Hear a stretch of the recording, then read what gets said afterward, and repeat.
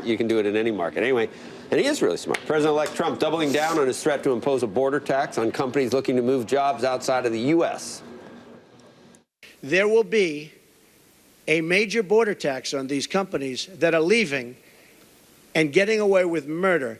And if our politicians had what it takes, they would have done this years ago, and you'd have millions more workers right now in the United States. And joining us now to tell us how the president-elect plans to keep jobs here in the United States, Kansas Senator Jerry Moran. He's on the Senate Commerce Committee, and it's good to see you, Senator. And I, lived long enough to see these big pendulum swings. And man, we're going to Davos on Sunday. So we're going to go talk about saving the world and income inequality with all the rich guys. So the globalization is still going on, but there's a shift. There really is a shift. And suddenly, when President-elect Trump says something like this, we don't just go, wow, this is insane. We're thinking we could use some more jobs in this country. I mean, the tide has turned to some extent in like an instant, in a year.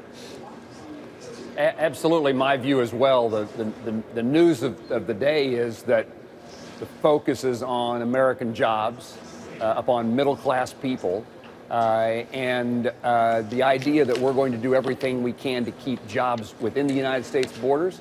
That's as the president-elect said, that's something that should have been addressed, discussed, and taken an opportunity to resolve in the past. And I love the fact that we're back to the word that's so important to Americans, their job, their family members' job, the ability to do better in a new job. That's a good thing, and different than what the economic focus has been on for a long time.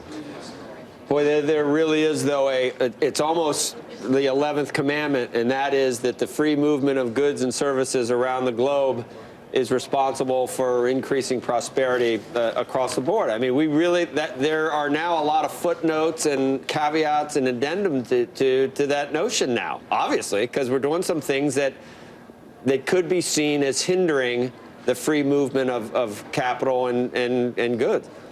Look, I mean, I come from a state whose economy is significantly dependent upon exports, agriculture, air capital of the world, general aviation.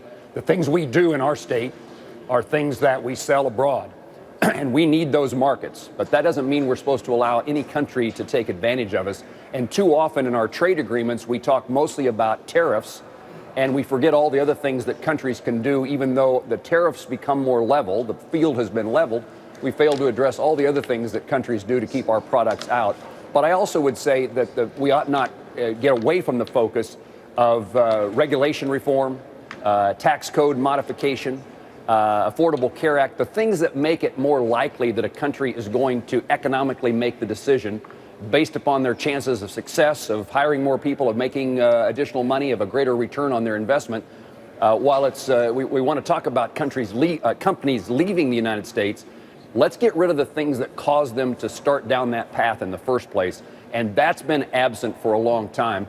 And this Congress and this president have the opportunity to deal with the regulatory environment, the tax code, and the things that drive up the cost of being in business in the United States. That's the key to keeping, the underlying key to keeping business here and jobs in the U.S. Senator, we've been talking this morning about one of those potential fixes, the border tax adjustment for the tax code. If you were to change it, on its face, it sounds like it'd be a great thing for something like for a state like yours, where you do have so many exports. If imports are being taxed, exports aren't. But we just had a conversation on set where we talked about the result might be that the dollar rallies as much as 20% to kind of negate that. And I just wonder what you think about the border tax adjustment and how you get your head around it.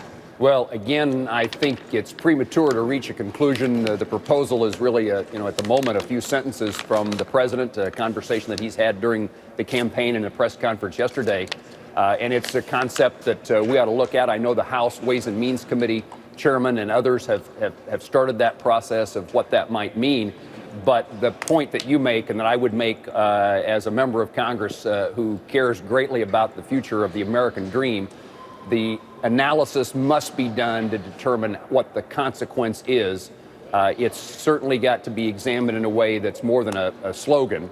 It's got to be examined by our economic experts, And the committees of jurisdiction here in the United States Senate need to spend significant amount of time figuring out how we do the things necessary to keep those jobs at home and what role a border tax might play.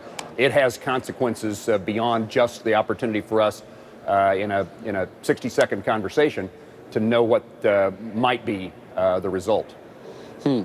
So, Senator, this is Jim Bullard, St. Louis Fed. Jim, good morning. Good morning. So, you know, if you lower the corporate tax rate to a low level in the U.S., the corporations might naturally source jobs here anyway, and then you wouldn't have to worry about border tax or renegotiating trade agreements. Well, in my view, that's a place that I've tried to get Congress and this current administration, the Obama administration, to go. There's been lots of political efforts at beating up companies for bad behavior because they've taken jobs outside the United States. And we ought to be looking at Congress and the administration, the federal government, the policy decisions that have been made here in Washington, D.C. We ought to hold up a mirror when we are critical of businesses making a decision about where to conduct their manufacturing or what is imported or exported.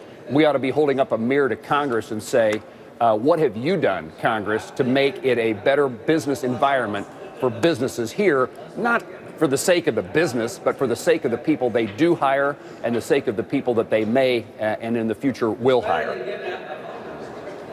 There's so many different things we could talk about from here, and I know how much time we have left, which is not a lot. We got to go?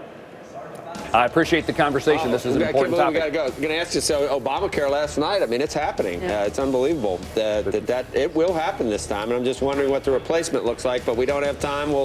I'd be glad to come back. We'll talk about the Affordable Care Act. Where did you grow up? And then we got to go. Did you grow up in Kansas? What city? Absolutely. I was born in Great Bend, Kansas. Grew up in a town of a couple thousand people called Plainville. What else would you expect from a Kansan? Exactly. Plainville, Kansas. I know the whole state. Hayes and Olathe and Russell. I know all the. Oh, you're good. Hayes has been our hometown. Bonner Spring, and I love the Jayhawks. Anyway, thank you. I'm going to watch them play, and I've been wearing my Jayhawk tie this morning. Every year. Anyway, thank you, Senator. We'll see you.